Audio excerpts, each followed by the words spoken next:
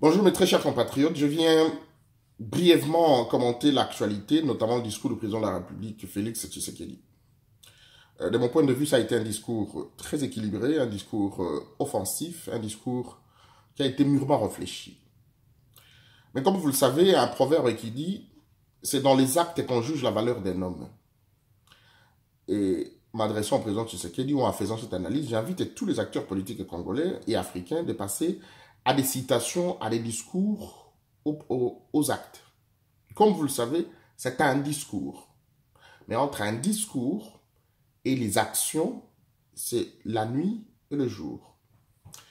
Pour ce qui concerne le discours du président de la République, qui a été un discours généralement équilibré, offensif, je l'ai dit tantôt, et un discours vrai, j'ai relevé deux choses.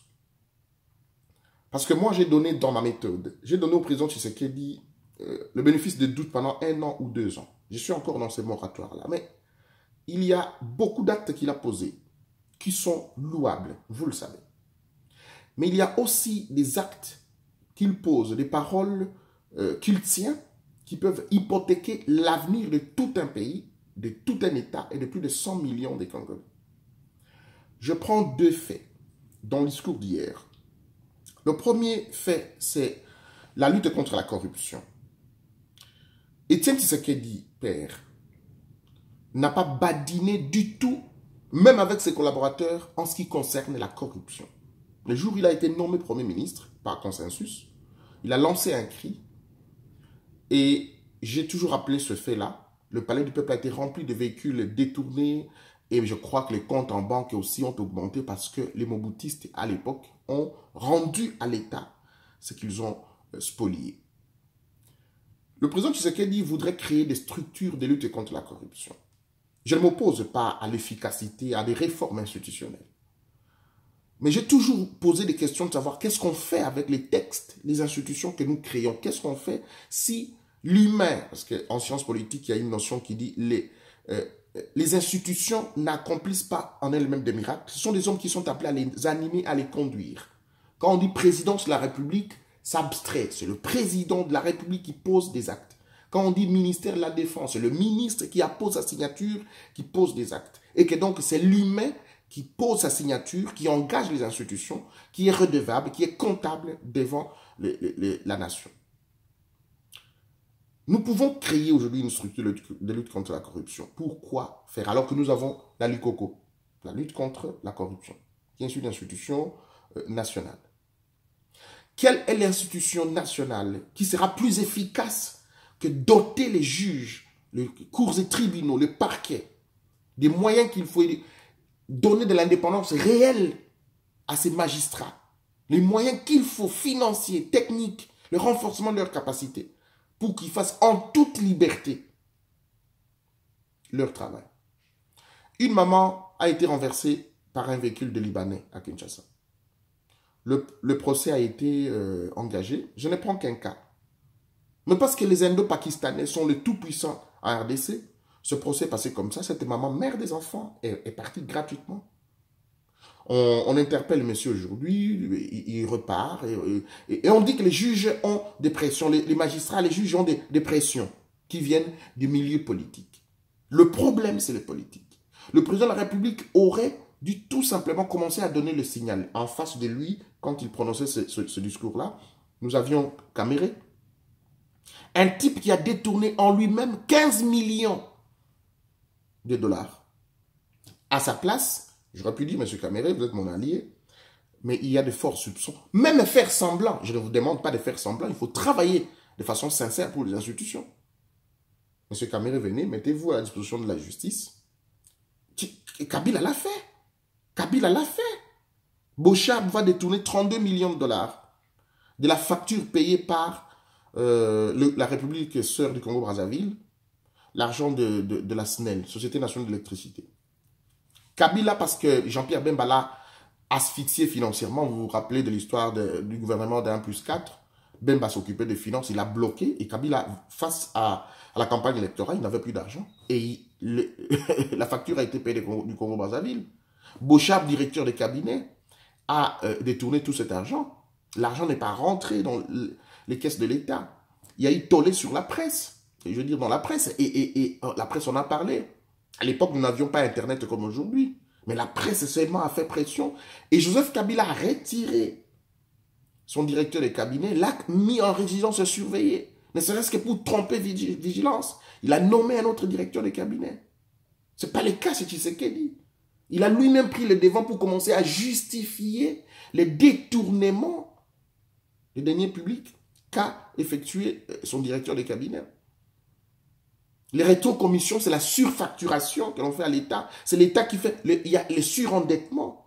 Donc c'est pour ça que je dis qu'il y a certaines actions du président Kabila, Tshisekedi qui inquiètent. Il aurait dû mettre son directeur de cabinet à disposition de la justice le temps qu'il y ait des enquêtes. Et cela aurait envoyé un bon signal à la nation.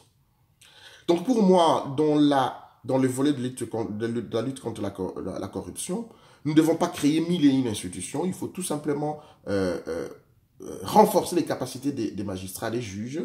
Les cours et tribunaux sont assez outillés pour connaître tous les cas de crimes économiques et de détournement de deniers publics et de la corruption. Un autre élément que j'ai voulu soulever, que je ne souhaite pas que le président Tshisekedi l'aborde pour l'instant. Les pays, les États qui ont accordé la double nationalité, ce sont des pays qui ont d'abord centralisé leur système de renseignement, qui ont centralisé et rendu efficace les systèmes de contrôle des États, de leurs États. Ils ont uniformisé l'administration, ils l'ont même informatisé. Lorsque vous entrez dans une frontière, vous mettez la carte au lecteur électronique. L'agent qui est à la douane, à la frontière, au bout du monde de ce pays-là, peut déjà voir, parce qu'on a uniformisé la situation. La double nationalité, pour l'instant, nous ne pouvons pas l'accorder, et l'accorder aux criminels étrangers et congolais qui doivent répondre d'abord devant les cours et tribunaux congolais. C'est une question ultra sensible que Tshisekedi ne doit pas s'arroger le droit de changer maintenant.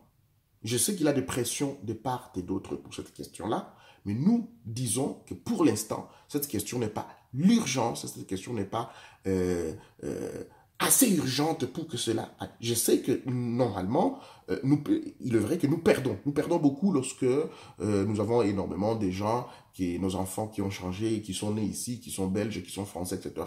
Mais ce n'est pas l'urgence pour l'instant parce qu'il n'y a pas quelqu'un qui meurt parce que il a la double nationalité.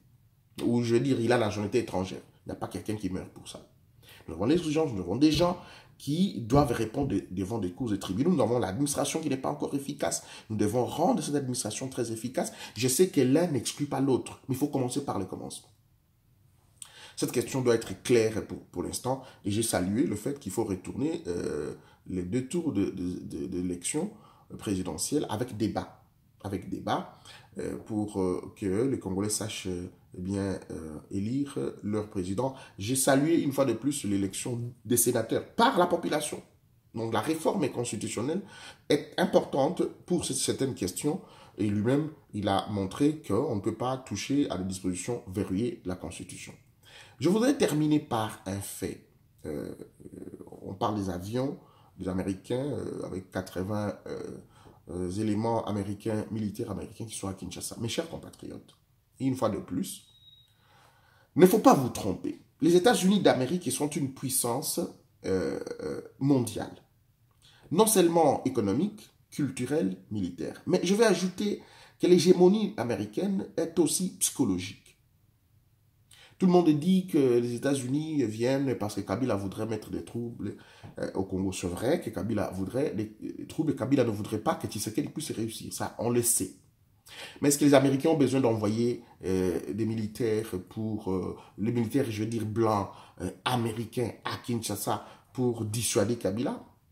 Les États-Unis peuvent demander au président angolais, au président sénégalais, à l'Union africaine d'envoyer des troupes qui sécuriseraient le président Tshisekedi. Encore que 80 militaires américains ne feront pas face à 17 000 ou 17 000 éléments de la garde républicaine, Joseph Kabila, et 4 000 militaires qu'il a à Kingakati. Ils ne feront pas face, même s'ils sont suréquipés. Ils ne feront pas face. Kabila a les armes de pointe aussi. De ce côté-là, il s'est surarmé du côté de la Russie.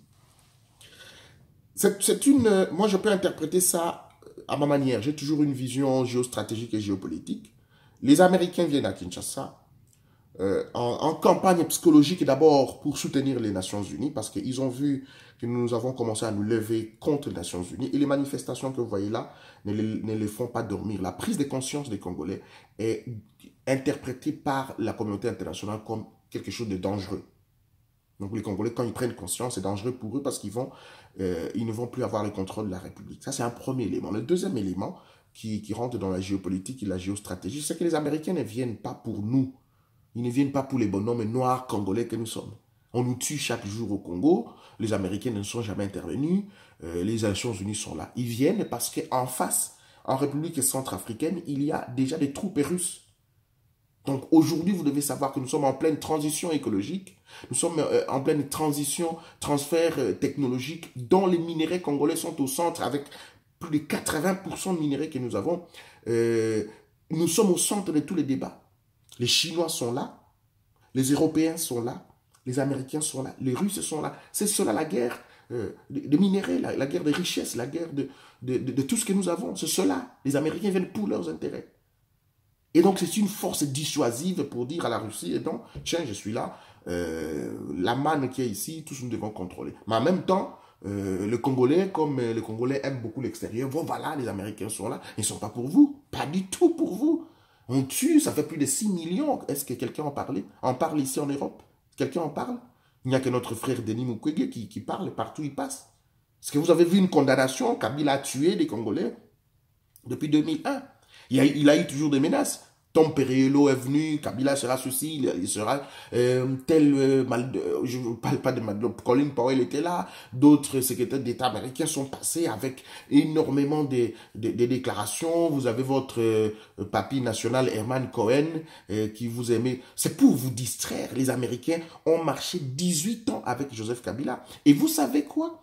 Joseph Kabila, ils sont reconnaissants. Ceux qui ont créé Kabila lui ont promis la longévité, la protection, mais aussi l'impunité. L'impunité. Parce que compter 18 ans, nous prenons avec les autres années de Laurent Désiré Kabila, 20 ans ou 21 ans, Joseph Kabila a permis la construction du Rwanda qui est son pays. Aujourd'hui, vous voyez le Rwanda, vous prenez 20 ans avant, le Rwanda était comment? Donc ce qu'ils ont gagné avec Joseph Kabila est beaucoup. Et qu'ils ne sont pas prêts à les lâcher comme ça. Et les laisser lyncher par la population. Or, ils sont en train de voir la montée de la colère du peuple. On vous envoie des troupes comme ça dissuasives pour toucher à votre capacité psychologique et vous faire reculer. C'est de cela qu'il s'agit. Donc vous devez vous réveiller. Moi j'ai dit que nous devons développer l'esprit des corps. Pour que le moment venu, nous prenions face à, nous fassions face à notre destin et que nous puissions relever le défi. Et donc, je termine par le dossier des minéraux de la guerre de minéraux. Et c'est là où j'interpelle le président Tshisekedi. Monsieur le Président, vous avez le pays entre vos mains. Prenez des décisions. Nous n'avons plus besoin, vous n'avez plus beaucoup de temps de nous tromper avec des discours. Non, vous n'avez pas beaucoup de temps. Vous devez passer à l'acte. Et nous sommes prêts à vous soutenir. Que ce soit l'opposition, que ce soit la majorité que vous avez. Nous voulons vous soutenir avec des idées. Comme nous, des idées. Faites une usine. Si nos minéraux là, tous les minéraux là étaient en Belgique, étaient en France, est-ce que les Français, les Belges, les Américains se poseraient des questions? Les minéraux finiront un jour, Monsieur le Président. Ils finiront et ils partiront, ces multinationales. Tous ces gens partiront un jour. Le Rwanda a pris juste 5 millions de dollars pour mettre en route une usine de traitement d'or. C'est qu'on traite l'or congolais au Rwanda. 5 millions de dollars. Camille détourne 15 millions. On peut avoir combien d'usines d'or? Et aujourd'hui, on en parle dans le monde entier que le Rwanda est un premier pays de l'Afrique, de la région, qui traite l'or pour le rendre en produit fini, en termes de bagues, en termes de ceci, en termes de cela. Et le Rwanda n'est pas un pays producteur de l'or. Un jour, l'or finira. Les minéraux ne sont pas des matières perpétuelles qui vont se régénérer. En Europe, en Belgique, il y a eu le charbon à un moment. C'est épuisé. Le Rwanda exploite le lac. Les études avec les Américains, les Rwandais et les Congolais ont donné les résultats Et le Rwanda exploite le lac méthane, oui, au lac Kivu, le gaz méthane, et a mis de l'électricité dans les villages au Rwanda. La durée, c'est de 30 ans. Un jour, ça va finir dans le lac. Qu'est-ce qu'on en fait avec nos minéraux, les coltans, tout ce qu'on a? Qu'est-ce qu'on... Mettez des usines, appelez ces multinationales qui installent des usines chez nous, des transformations sur le terrain. Sur le plan agricole, mais sur le président. Il ne faut pas nous dire, papa Alobaki, toi, tu dois faire maintenant ton travail. Nous avons des mangues qui pourrissent. Créez une grande usine au Bas-Congo, par exemple, ou dans le Bandundu, où nous aurons le jus des mangues made in Congo. Et c'est l'État qui produit.